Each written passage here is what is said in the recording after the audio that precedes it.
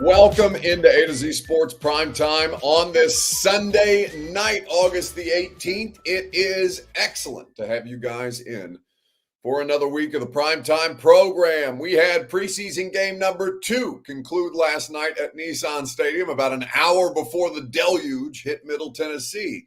And the Tennessee Titans, again in the final seconds, literally in the expiring seconds of a game this week, were able to secure a second straight win in the preseason. We're going to talk about a couple of different things, including that game reaction and what we took away from it. But the biggest news is Arden Key's suspension overturned, and we will get into that to start the show. So Arden Key first, preseason game second, a little bit of Sunday fun day mixed in between. We've got Sunday Night Football on, as a matter of fact, on Fox. It will be interesting to see whether this continues. Honest to God, I expected to hear Tom Brady on the broadcast tonight, and I am curious to know whether he is going to have any participation at all in this particular game, because, of course, he is broadcasting for Fox this year. So we will see if Tom Brady makes an appearance. Either way, Arden Key's suspension overturned, and that is massive news for the Titans. We're going to react to that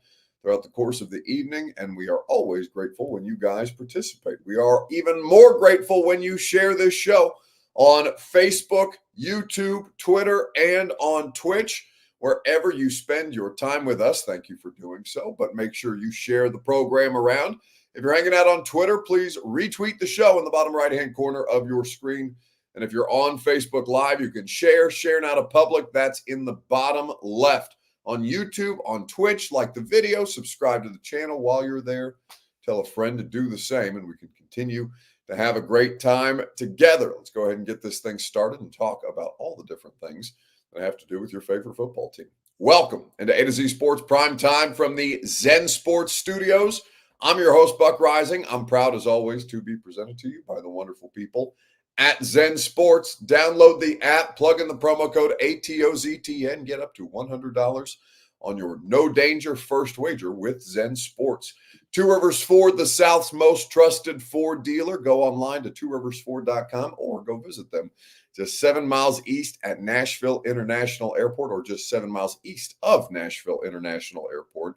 Two Rivers Ford in Mount Juliet, and TrueMav Fitness in the Gulch, where your first workout is free.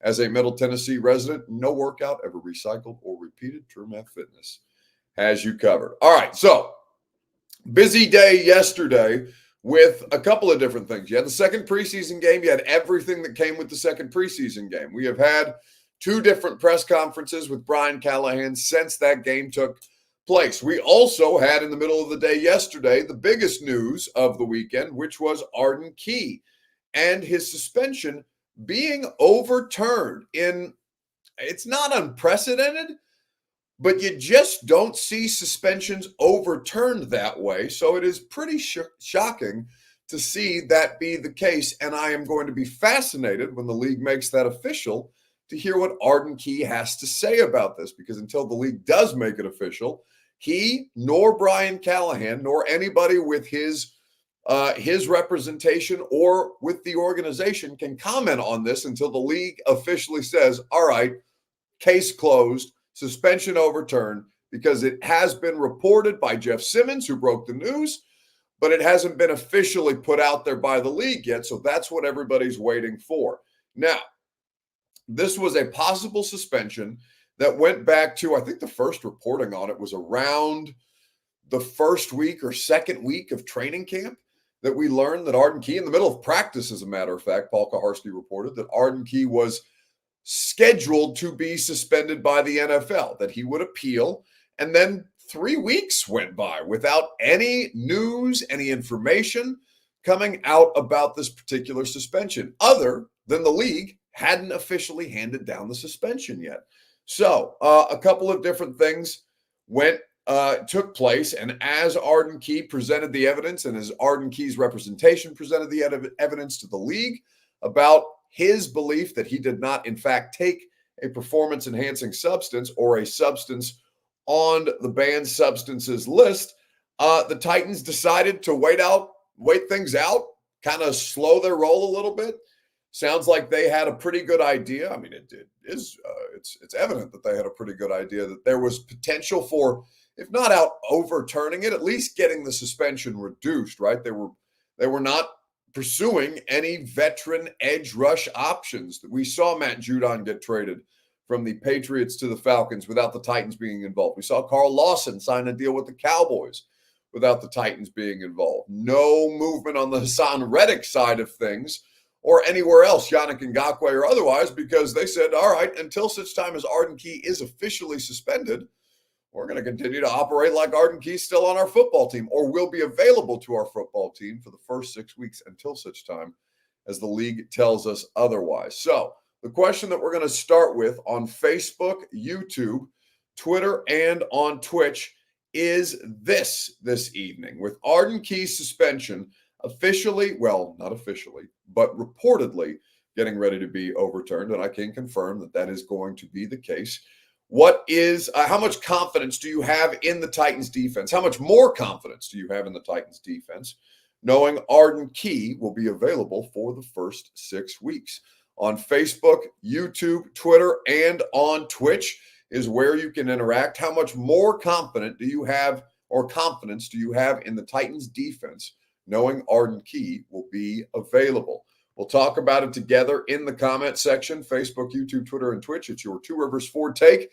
As always, it's made possible by the South's most trusted Ford dealer. That, of course, is Two Rivers Ford in Mount Juliet, your Ford Bronco headquarters. Not only are they your Ford Bronco headquarters, not only are they the South's most trusted Ford dealer, but they have award-winning customer service as a part of them being in Middle Tennessee for over 40 years and delivering to the best of their abilities, going above and beyond to deliver for their customers. I'm a customer of Two Rivers Ford.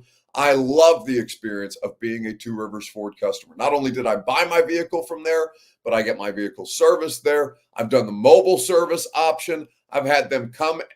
Two Rivers has come to the Titans practice facility, picked up my vehicle, driven it to Mount Juliet, gotten the vehicle serviced, and driven it back to Titans practice for me, left the keys at the front desk of the facility, and gotten my car maintenanced and serviced while I was doing the radio show at practice. That's the way that Two Rivers Ford goes above and beyond. So many other ways that they deliver for their customers, but they always make the car buying process and everything else in between fast, easy, and fun. Two Rivers Ford in Mount Juliet, or online at tworiversford.com for more information. How much more confident do you feel in the Titans defense, knowing Arden Key is going to be available? David Lee asks an important question. Is Autry's getting overturned? They seem to be linked together since they are former teammates. Well, David, here's what I'll tell you. There's no indication that Danico Autry and Arden Key's suspension are linked, other than the fact that they used to be teammates. They're no longer teammates, right? Danico Autry still plays in the AFC South, but he plays in Houston. There's been nothing to connect the two other than their relationship, having played on the same team last year. Beyond that, I haven't seen any reporting about Danico Autry's suspension being overturned, but also I don't know that anybody else had reported beyond Jeff Simmons reporting it before people were able to confirm it, that even Arden Key was going to be overturned. So we'll see what happens with Autry. We'll see if he ends up getting overturned as well, and what the case might be. But Danico Autry got out there and said he planned to not appeal. He put out a statement saying that he planned to not appeal. And also, his suspension has not been officially handed down. So I'm not sure what to make of Danico. It's weird. The whole situation is weird. And I'd be fascinated to know, once the league makes their official determination, or makes their determination official, what went in, if we can get any kind of specifics from Arden Key, from Brian Callahan, from somebody with the league, on what evidence made it so that they would be capable of overturning this. You never see PED suspensions in particular get overturned that way. So this would have to be something pretty glaring in the process for the league to be able to identify and say, no, all right, you're good. All clear. Play 6 games. Don't miss game checks. That is a huge chunk of money, that Arden Key will be have available to him yet again, and it is a huge piece of the puzzle for the Titans, who are trying to be, I would say, I don't want to say they're trying to be league average. They're, of course, trying to be better than league average, but it would be a great success if they ended up having a league average defense, given how thin they are at a variety of positions, including up front. Frederick Ross says his confidence has grown. He believes there'll be a top 15 defense with Arden Key. So, I mean, that is slightly better than average. If there's 32 NFL teams, right, and 16 would be league average, then top 15 doesn't necessarily mean that they will be a great defense, but you're allowing for the opportunity for them to be slightly above average based on their personnel group. Now, I would be willing to say that they are slightly above average based on their collection of talent, but only as starters, because their depth has already taken a beating. And frankly, I know that L'Jarius Sneed has a management program. I know that management program in Kansas City allowed him to play all 17 games last year and in the postseason. And he never really practiced in training camp or the regular season with the Chiefs last season en route to winning a second consecutive Super Bowl. But in the absence of seeing L'Jarius Sneed actually play with this defense, or Chido Awuzie, because he has not been available to them with a calf injury since the first week of training camp, it's tough to make any kind of determination about the cornerback group, for example, because the starting corners they haven't played, they haven't practiced that way. I mean, Sneed has taken part in a team drill since training camp began. I believe one team drill since training camp began.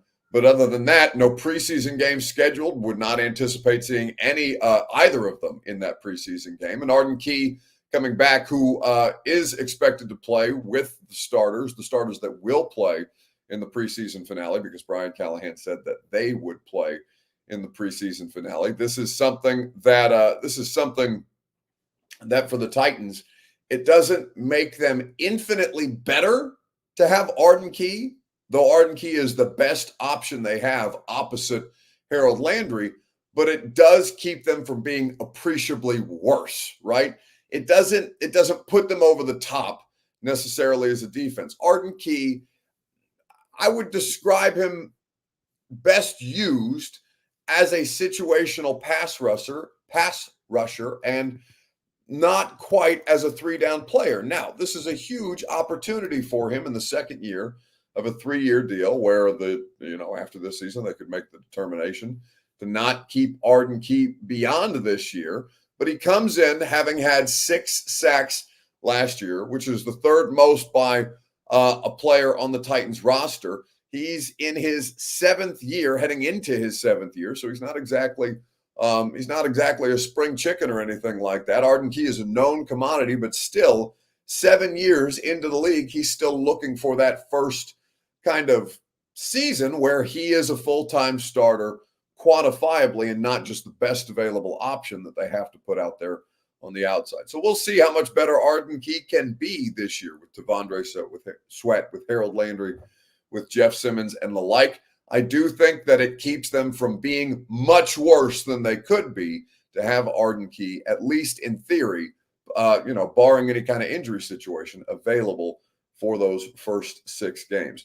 A to Z Sports Primetime is presented by Zen Sports, where betting just got better. You could be betting the Niners and the Saints, the Titans and the Saints coming up this weekend. I'll be flying down to New Orleans for the first road game of the season on Saturday. Looking forward to that. I love New Orleans. I don't love New Orleans in August, but that's fine. Preseason will make it worth it because the Titans starters are going to play. You know this ahead of time. You could bet the Titans heading to New Orleans, probably as an underdog, and make some money at Zen Sports. $100 on your no danger first wager. Terms and conditions do apply.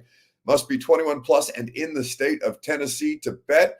Gambling problem? Call 1-800-889-9789. Zen Sports, where betting just got better. Promo code ATOZTN.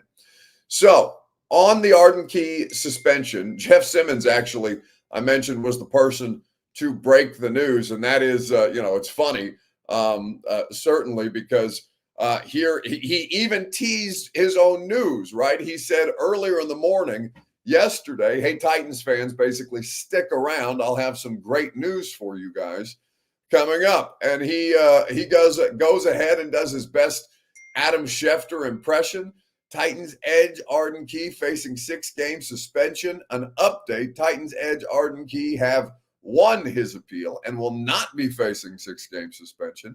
See you guys September the 8th with a picture of Jeff and Arden Key together with the rest of the Titans defense. So insider Jeff Simmons coming for my job, coming for Schefter's job, coming for Wyatt's job, all of us breaking the news there the day before neither of them would play in preseason game number 2, which is what we were getting ready to talk about next. But again, a huge victory for the Titans defense to have him available. Bork says Buck in New Orleans, Lord help us. I mean, I was in New Orleans last year for the season opener, and the worst thing that happened was your quarterback threw 3 picks and blew a 1-point game. So that's the only bad thing that's happened for Titans fans since I've been to New Orleans. I went to Bourbon Street for the first time last year. Never been to Bourbon Street before. I just can't wait to get some of the food. Like New Orleans is arguably the best food city that I've ever been to.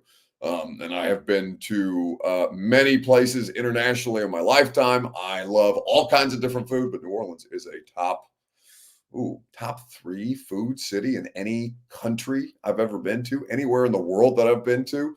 Love New Orleans. So don't love the heat, don't love New Orleans in August, love everything else about New Orleans. Looking forward to that trip on Saturday and then the game on Sunday. So with that being said, Sunday, they're going to play their starters in the preseason. Last night, that was definitely not the case. None of the starters played in the preseason, but there was a lot of valuable things to be learned from other guys on this roster who are going to make impacts for this team in 2023. We will get into that here in 2024. We'll get into that here in just a second, right after I remind you that the Primetime program is presented by the wonderful people at TrueMav Fitness in the Gulch. Go to TrueMavFitness.com for your first workout free as a Middle Tennessee resident. No workout ever recycled or repeated.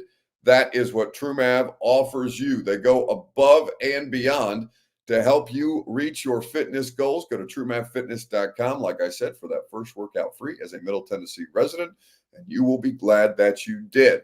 So preseason game number 2 last night, a 16-15 win in favor of the Tennessee Titans, a 46-yard field goal as time expired to get that win, and a game that presented a lot of valuable learning opportunities for one quarterback in particular that played, because of course Will Levis did not play last night. Malik Willis got the start, and Mason Rudolph, they basically alternated every 2 series until the final drive where Mason Rudolph got the opportunity to go out there and put his team in position to win the game after Malik Willis threw what could have been a game-sealing interception. There was a lot of different things to take away from that. And Brian Callahan said heading into the game, that Malik Willis had earned the opportunity to make that start. And he had worked with the second string on Thursday in practice against the Seahawks. That's the first time that we had seen that. And then they come out there yesterday, and he's not making the start with the 2s.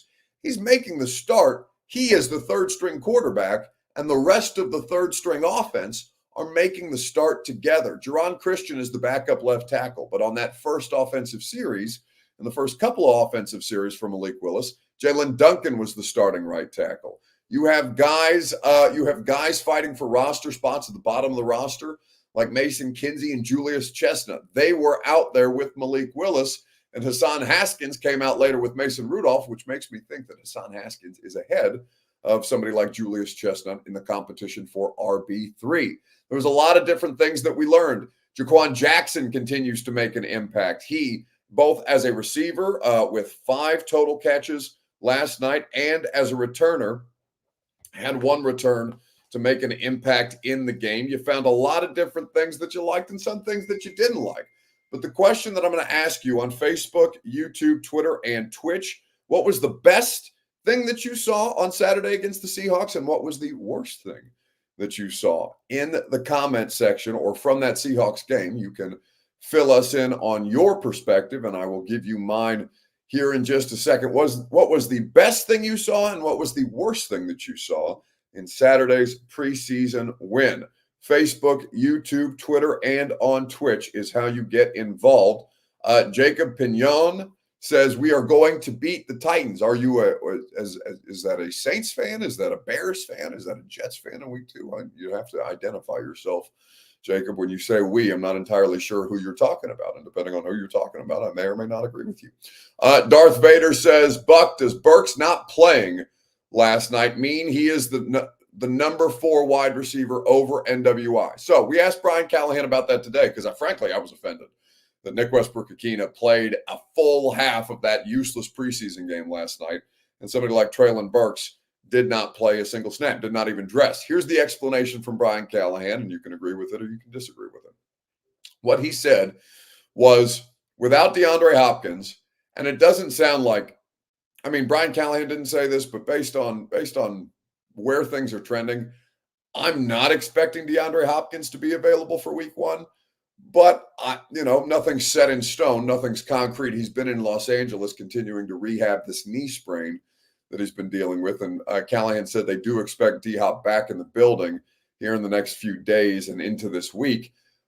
But without DeAndre Hopkins and Treylon Burks not playing multiple positions like Nick Westbrook-Akina does, they were already down their starting X receiver. So they said, all right, if we're already down 1 at that spot in D-Hop, let's not go down 2 potentially with Treylon Burks. Because what did you see last night from Malik Willis, who I thought looked better in spurts, but still struggles with the timing and rhythm of the passing game to the point where you're throwing a lot of, and you can consider them hospital balls, you can call them whatever you like, but you do put your receivers in pretty precarious positions where NWI has to, kind of stop and contort himself to make a catch on a pass that's behind him and gets smoked in the back as a result. The same thing happened to David Martin Robinson, the undrafted rookie free agent tight end who caught a pass from Malik Willis and then immediately got cracked in the back. Jaquan Jackson took a pretty solid hit on Malik's best throw of the day, and it was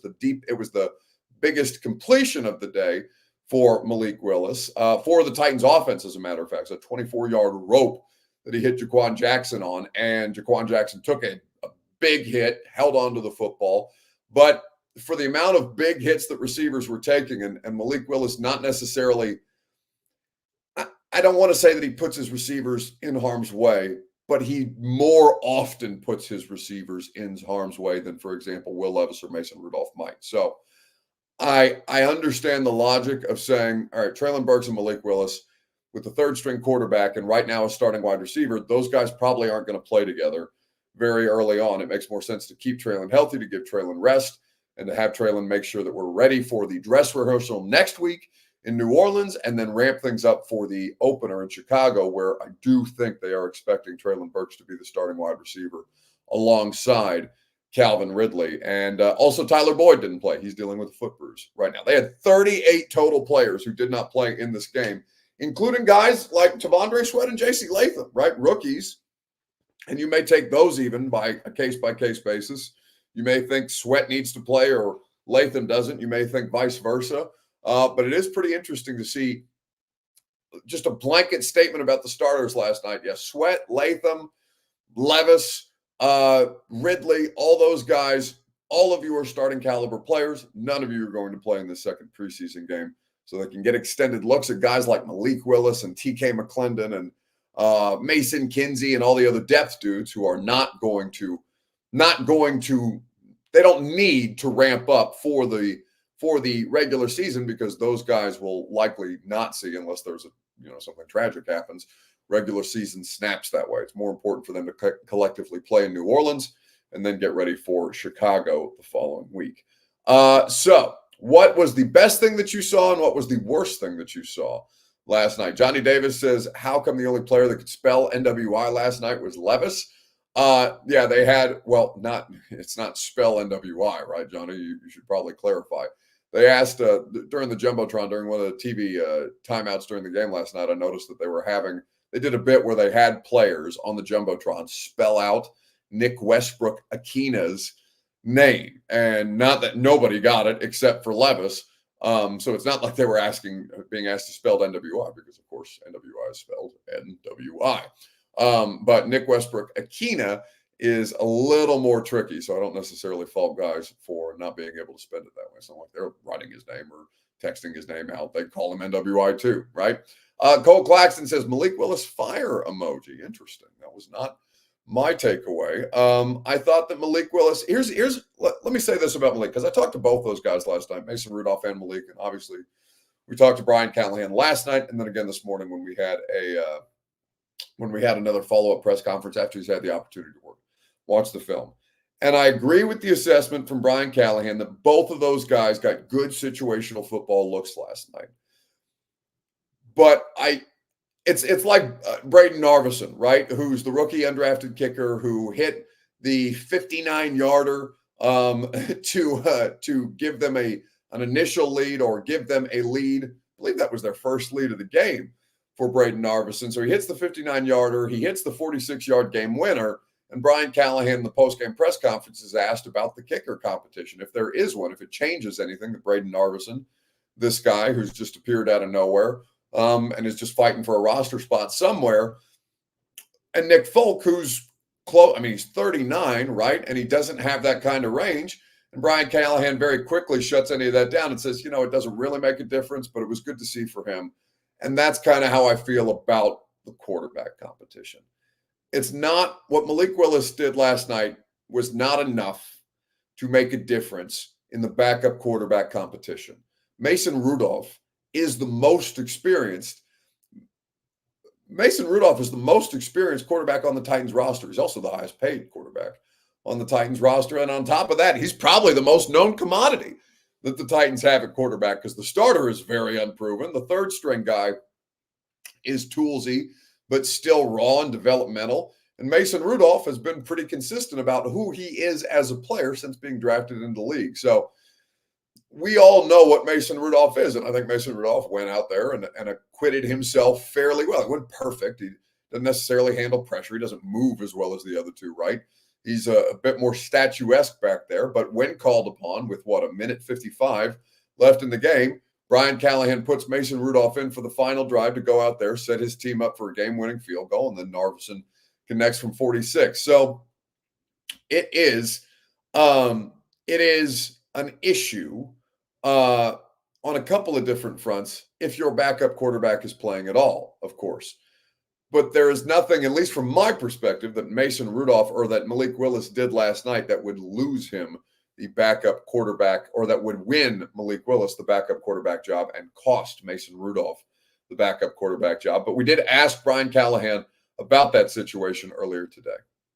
It's good to see. It's good to see them both be competitive. It's good to see Malik have some opportunities to play a little more in this game, which was good to see. He does some things with his legs that only he can do. He ran for some yards and got out of some trouble. That was encouraging. He can really throw it. He put some good throws out there on tape. Mason shows his veteranness when the 2-minute drives, being able to move us in position to score, I think goes a long way for him. That's really good to see. He's calm, he's collected, he makes really good decisions with the ball, and so I thought they both did really good things. And I don't really have a lot negative. I think we'll let this thing play out another week. But I think they've both done really good things, both for themselves, just as a quarterback play. They put some good stuff out there. So encouraged by both of them, really. And I think that, this time next week we'll be able to make a decision and determination on who the two will be, and then what happens with the third spot. If we keep 3, or if we practice squad 3, or if we just go with 2. So we'll let it go one more week before we dive too far down that road. How much of an advantage is the change to the emergency quarterback rule this year? It's an advantage to some. It's nice to have, but you still have to keep. It's still an active roster spot, So it's you got to make that determination on a week-to-week basis if you're dealing with injuries or you're concerned about it. It is nice to have, though. To be able to do that is a good thing. But there's still an active part of that where it's not a free spot, which would make it a lot easier if it was just free and you could keep 3 and didn't count for your 53 or your 46. But It still does, unfortunately. That's the tough part, but it's a good option to have. That's Brian Callahan speaking about Malik Willis and Mason Rudolph and the idea of the third quarterback rule playing into some advantage for teams. Now, it still takes up a 53-man roster spot, and that doesn't guarantee that in the case of Malik Willis that he will be worth a 53rd roster spot in this particular situation. But I think for Malik Willis, any reps are valuable. I think that somebody is going to take a look at him if, for example, he doesn't make the initial roster here and he ends up, going through the waiver process. I would be surprised if somebody doesn't claim him. Chris Short says, if Malik doesn't make the roster, who serves as the emergency quarterback? Well, I mean, nobody until such time as you sign one. But, it's possible that they would go out and acquire a player just to put on the practice squad because you can protect some practice squad players. They have the 16-man practice squad. So a kicker, a quarterback, a wide receiver, the Bryce Olivers of the world, Mason Kinsey's of the world. Though Kinsey has a real shot at making the 53, the initial 53 this year. Doesn't mean he has to be on the roster all year long. But I think that in particular, Malik Willis is a viable candidate to make the initial roster, if for no other reason than they feel like he might get scooped up on waivers. And they want to try and stash him by keeping him on the initial 53, get through the waiver claims process, and then you could release him later and try and get him back on the practice squad. So I think that I don't even want to describe it as kind of like the devil situation, because to use the word devil in this with that kind of connotation gives you something.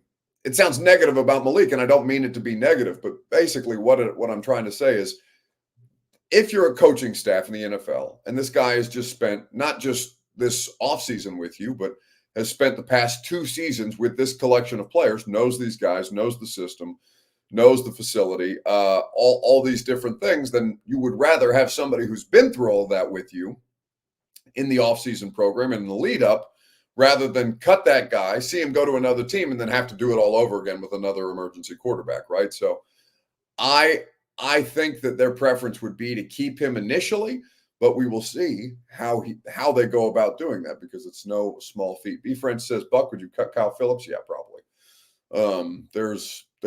He's not going to play, it sounds like, in this final preseason game, which is just, I feel terrible for him. I really do. I feel bad for him. I feel bad for Marlon Davidson, 2 guys who had the ability to make a real difference here and are just not going to get to do it, because in the case of Marlon Davidson, who I don't think we've talked about since the last time we did primetime, torn biceps, he's done for the year. He was Jeff Simmons' primary backup. He played good football for them down the stretch last year when Jeff Simmons was not available to play. And then in the case of Kyle Phillips was probably the primary slot backup, has been the primary slot backup to Tyler Boyd, even without playing special teams. So he was already kind of on a razor thin edge there.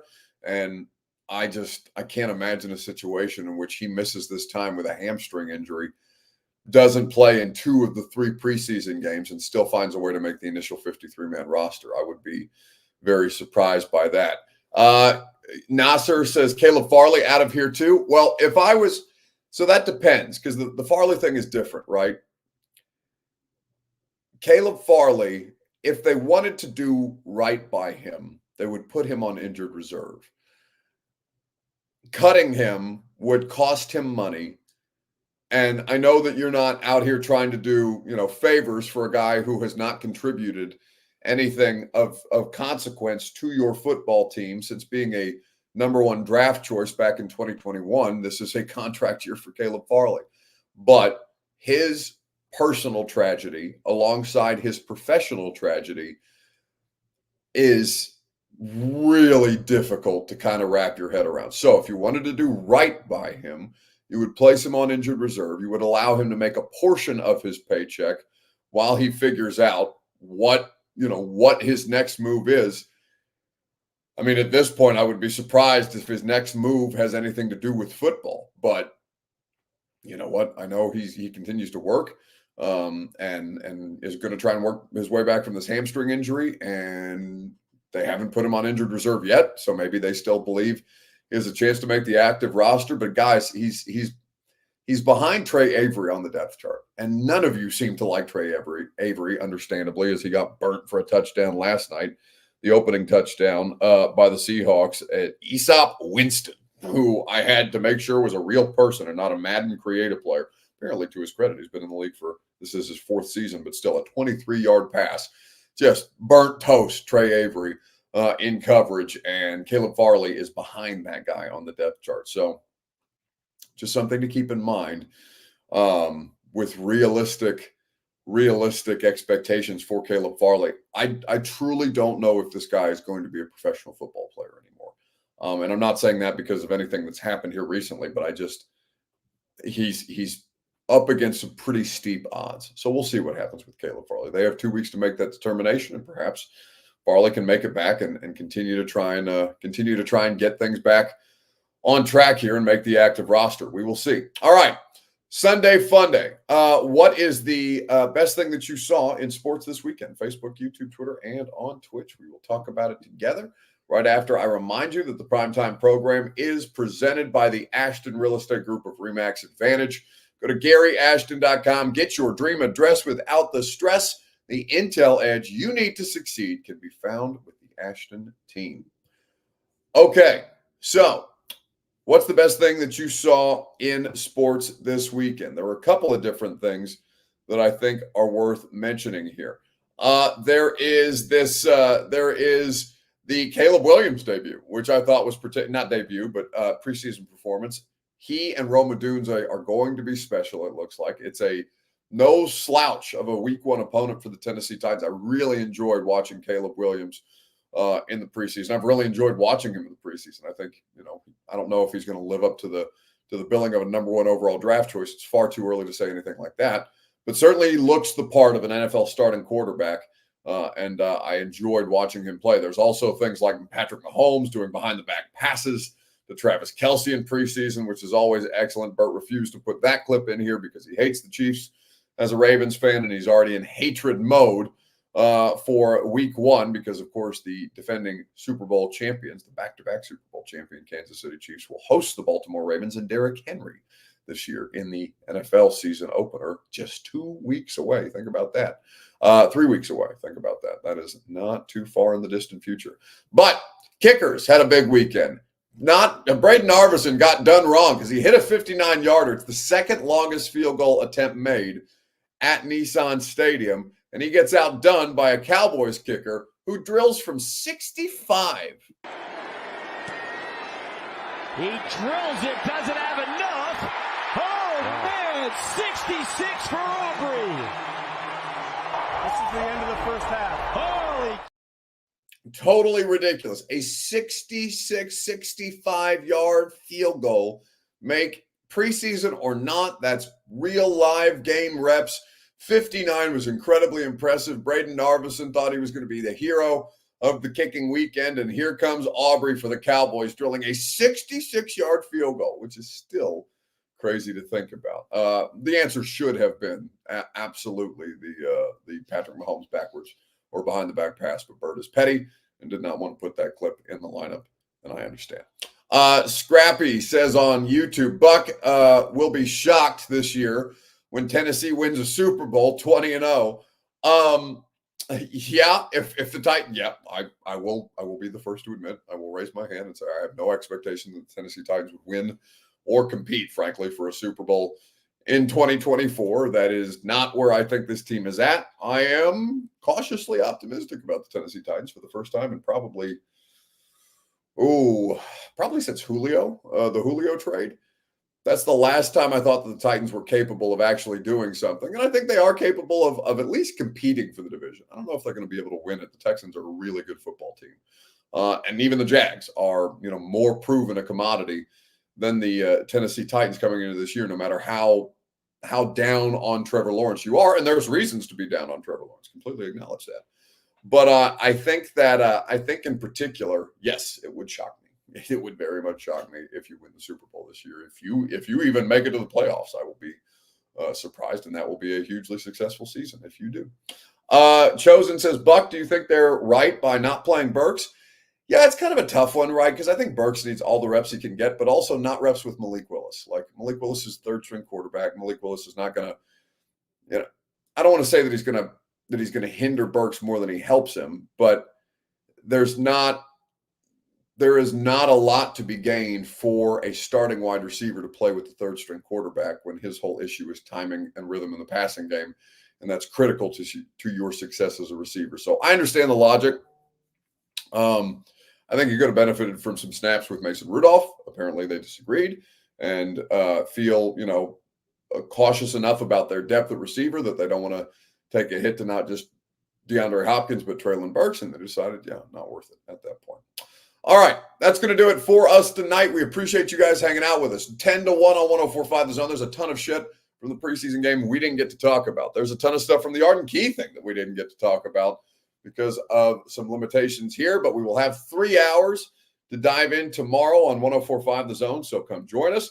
Don't forget the Will Levis interview is available to you. That's an evergreen interview ahead of the final week of preseason, ramping up to the regular season.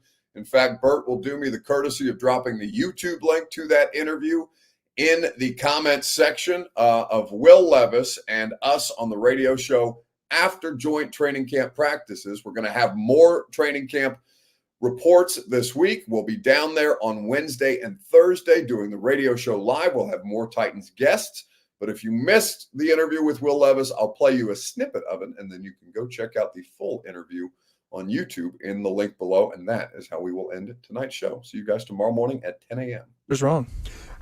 You always have that motivation, right? However you describe the chip on your shoulder and whatever that may be from player to player and stuff like that. But for you in particular, it felt like you bought yourself a ton of goodwill with the way that you were able to debut against the Falcons and how great you guys were as a team on that day. And, maybe the Oilers uniforms have something to do with it. There's a little bit of poetry to that in and of itself. But it seems like that was very quickly put aside from the vast majority of the fans who might have doubted you at that point. And it feels like you have a lot of that buy-in already prior to, accomplishing what you ultimately set out to accomplish. For sure, yeah. I think that first game definitely helped, and that was very special.